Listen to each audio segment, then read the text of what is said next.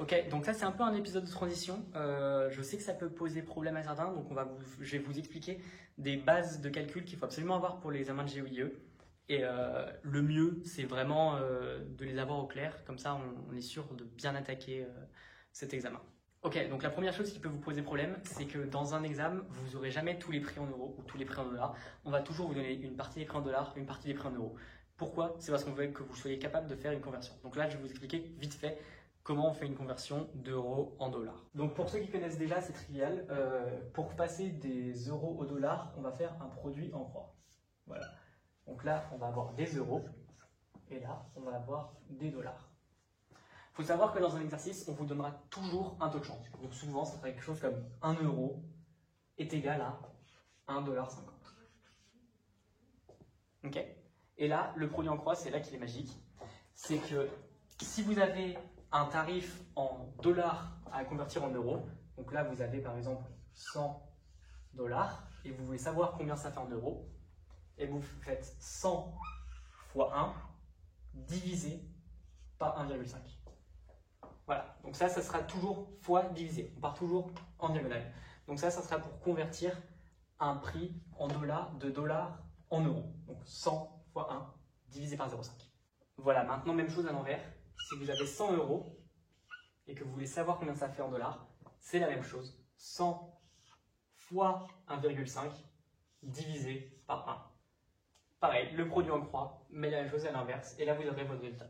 Donc ça, il faut absolument maîtriser ça pour tous les examens. Et il y a des exercices qui sont vraiment sympas sur Internet. Je vous invite à vous y entraîner, et on va tout de suite passer à la suite. Voilà, alors ça, c'est pas un calcul en soi, c'est juste un truc qu'il faut savoir, et quand on l'a pas souvent rencontré, ça peut choquer. C'est les pourcentages. Donc, si on vous dit par exemple 5%, et on vous demande de faire un calcul avec 5%, et vous ne savez pas comment rentrer ça dans votre calculatrice parce que votre calculatrice, elle n'acceptera pas le signe %. Du coup, dans ce cas-là, ce qu'il faut savoir, c'est que 5%, ça équivaut à dire 5 pour 100. Donc 5 divisé par 100. Et là, pareil, moi ça c'est une technique que j'utilisais en prépa, que je vous invite à utiliser parce que vaut mieux prendre un brouillon et écrire que de faire des erreurs bêtes. Donc on a 5%, donc 5 divisé par 100. Okay, donc, ça veut dire que on a 5, on va le diviser par 100. 100, il y a 2 zéros, donc on va décaler la virgule de 2 crans. Et du coup, on a 0,05. Donc 5%, ça fait 0,05. Si vous avez 10%, okay, pareil, ça veut dire 10 divisé par 100.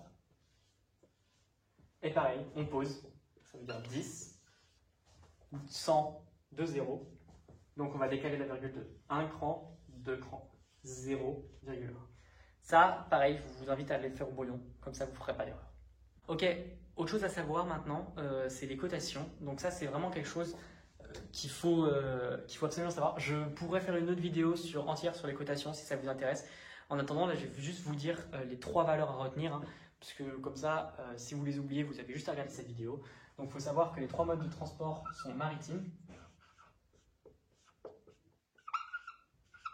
routier et aérien, donc avion par être. Et alors, ces 3 transports maritimes, ils vont avoir une équivalence entre 1 tonne, donc le poids, et un volume. Il faut savoir qu'en maritime, donc ça c'est juste, il faut le savoir par cœur.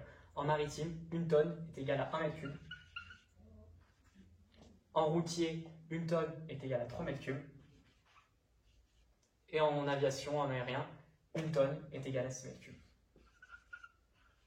Ça pareil, il faut vraiment l'apprendre, c'est des points gratuits si vous mettez ça sur votre copie. Et il n'y a pas de moyen technique, il faut juste connaître ça.